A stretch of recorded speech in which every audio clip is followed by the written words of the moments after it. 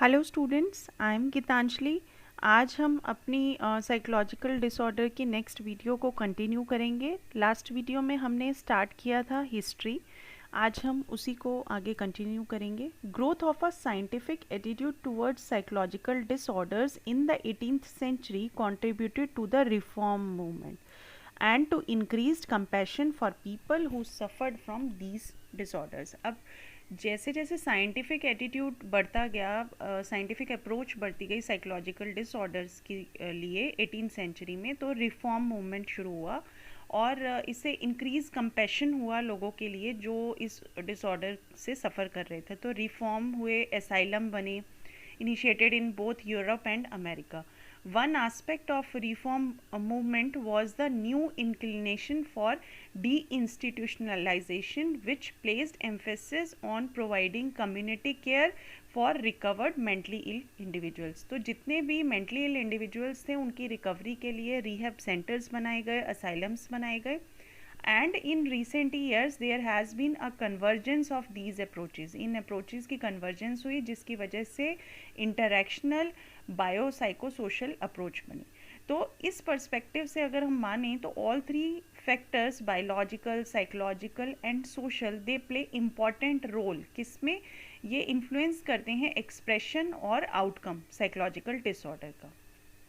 अब बात करते हैं classification of psychological disorders।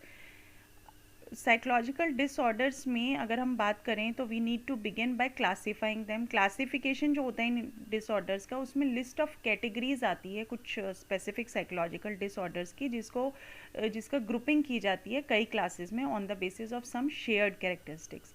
Classification किस लिए ज़रूरी है? क्योंकि इससे समझ में आता है साइकोलॉजिस्ट को, साइकेट्रिस्ट को और सोशल वर्कर को कि कैसे कम्युनिकेट करना है इन सब प्रॉब्लम्स को, और कॉज जानने के लिए हेल्पफुल हो जाता है ये।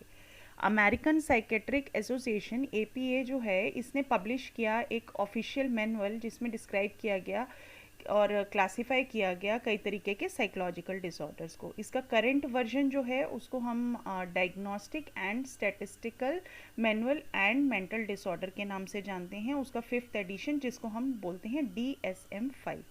इसमें क्लिनिकल क्राइटेरिया है जो इंडिकेट करता है प्रेजेंस और एब्सेंस ऑफ डिसऑर्डर्स। अब क्लासिफिकेशन स्कीम जो है ऑफिशियली इंडिया में यूज़ होती है और इसका 10th रिवीजन ICD, जिसको हम international classification of diseases ICD-10 के नाम से जानते हैं, ICD-10 classification of behavioural and mental disorders के नाम से जानते हैं। It was prepared by WHO और हर डिसऑर्डर के लिए एक डिस्क्रिप्शन दिया हुआ है इसमें, मेन क्लिनिकल फीचर और सिम्टम्स के साथ कि किस प्रॉब्लम में किस टाइप के सिम्टम्स देखने को मिलते हैं। अब बात करते हैं फैक्टर्स अंडरलाइंग एबनॉर्मल बिहेवियर। कुछ ऐसे फैक्टर्स होते हैं जो रिस्पॉन्सिबल होते हैं एबनॉर्मल बिहेवियर कॉज करने के लिए। जब हम एबनॉर्मल बिहेवियर को समझते हैं तो साइकोलॉजिस्ट जो होते हैं वो डिफरेंट अप्रोचेज़ यूज़ करते हैं। हर अप्रोच जो होती है वो एम्फेसाइज करती है, फोकस करती है different aspect of human behaviour की। फिर वो उसको एक्सप्लेन करेगी, एबनॉर्मलिटी को ट्रीट करेंगे।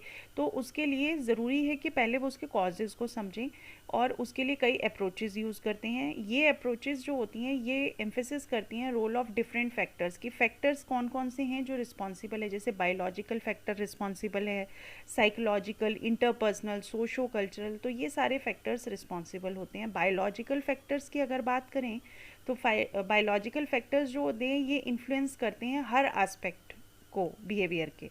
वाइड रेंज जो है बायोलॉजिकल फैक्टर्स की, जैसे फॉल्टी जीन्स हैं, एंडोक्राइन इम्बैलेंस हो गया, माल न्यूट्रिशन हो गया, इंजरीज हो गई और कई कंडीशंस हो गई, वो इंटरफेयर करती हैं नॉर्मल डेवलपमेंट और फंक्शनिंग ऑफ ह्यूमन बॉडी। ये जो फैक्टर्स होते हैं ये पोटेंशियल कॉजेज़ होते हैं एबनॉर्मल बिहेवियर के। तो according to this model abnormal behaviour जो होता है उसका बायोकेमिकल या फिजियोलॉजिकल बेसिस होता है कहीं ना कहीं। बायोलॉजिकल रिसर्चर्स ने देखा कि जो साइकोलॉजिकल डिसऑर्डर्स हैं ये ट्रांसमिशन ऑफ मैसेज से रिलेटेड है न्यूरॉन्स में। तो इसमें एक इलेक्ट्रिकल इम्पल्स होती है, वो न्यूरॉन के एंडिंग पे पहुंचती है और नर्व एंडिंग जो होती है वो स्टिमुलेट हो जाती है और वो एक केमिकल रिलीज़ करती है जिसको बोलते हैं न्यूरोट्रांसमीटर। आप इसके बारे में ऑलरेडी पहले पढ़ चुके हैं। एंग्जाइटी अगर एंजाइटी डिसऑर्डर की हम बात कर रहे हैं एज एन एबनॉर्मल बिहेवियर, तो ये लिंक्ड होता है लो एक्टिविटी न्यूरोट्रांसमीटर यानी गाबा की गामा अमीनो ब्यूटारिक एसिड की लो एक्टिविटी की वजह से एंजाइटी कॉज होता है। सीजोफ्रेनिया होता है डोपामिन की एक्सेस एक्टिविटी की वजह से, और डिप्रेशन को कॉज होता है लो एक्टिविटी ऑफ सीरोटोनिन। तो कहीं ना कहीं ये आपस में एक दूसरे से लिंक्ड होते हैं। जेनेटिक फैक्टर की अगर हम बात करें, जेनेटिक फैक्टर जो होते हैं ये बाइपोलर और रिलेटेड डिसऑर्डर्स के लिए रिस्पॉन्सिबल होते हैं, और सीजोफ्रेनिया, इंटेलेक्चुअल डिसेबिलिटी और साइकोलॉजिकल डिसऑर्डर इन सब से कॉज होते हैं। रिसर्चर्स ने देखा कि स्पेसिफिक जीन्स जो होते हैं वो रिस्पॉन्सिबल होते हैं कई बार किसी पर्टिकुलर डिसऑर्डर को कॉज करने के लिए। तो कई जीन्स जो होते हैं वो कंबाइन करते हैं to help bring about various behaviours and emotional reactions, functional हो या डिसफंक्शनल हो। तो इस तरीके से हम लोग जान सकते हैं कि जेनेटिक फैक्टर, बायोलॉजिकल फैक्टर कैसे रिस्पॉन्सिबल होते हैं किसी भी पर्टिकुलर एबनॉर्मल बिहेवियर के लिए।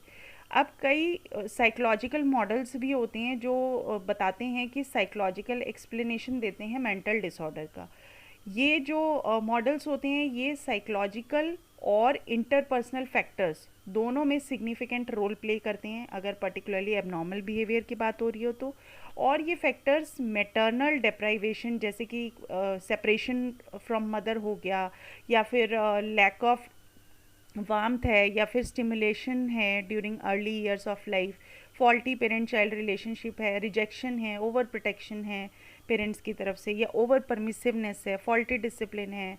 तो ये सारे कॉजेज़ होते हैं जो अल्टीमेटली स्ट्रेस में रिजल्ट होते हैं। तो साइकोलॉजिकल मॉडल जो होता है ये इंक्लूड करता है बेसिकली साइकोडायनेमिक, बिहेवियरल, कॉग्निटिव और ह्यूमनिस्टिक एग्जिस्टेंशियल मॉडल्स को अपने अंदर।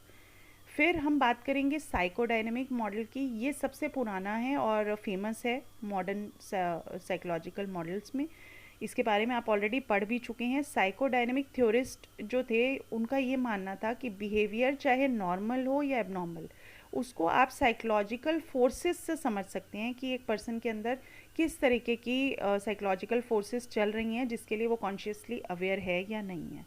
ये इंटरनल फोर्सेस जो होती हैं इनको डायनेमिक माना गया है और ये एक दूसरे के साथ इंटरैक्ट करती हैं, और इनका जो इंटरैक्शन होता है ये ही फाइनली बिहेवियर को शेप करने में हेल्प करता है, या फिर आपके थॉट्स को या फिर आपके इमोशंस को। तो एबनॉर्मल सिम्टम्स जितने भी होते हैं वो क्यों होते हैं? क्योंकि कॉन्फ्लिक्ट हो जाता है इन सब इंटरैक्टिंग फोर्सेस के बीच में। ये जो मॉडल है ये सबसे पहले फॉर्मुलेट किया गया था सिगमंड फ्रॉइड के द्वारा, जिन्होंने ये माना कि 3 सेंट्रल फोर्सेस होती हैं जो हमारी पर्सनैलिटी को शेप करती हैं। इसमें instinctual needs, drives, impulses, id बोला उसको, रेशनल थिंकिंग को ईगो बोला, मोरल स्टैंडर्ड्स को सुपर ईगो बोला।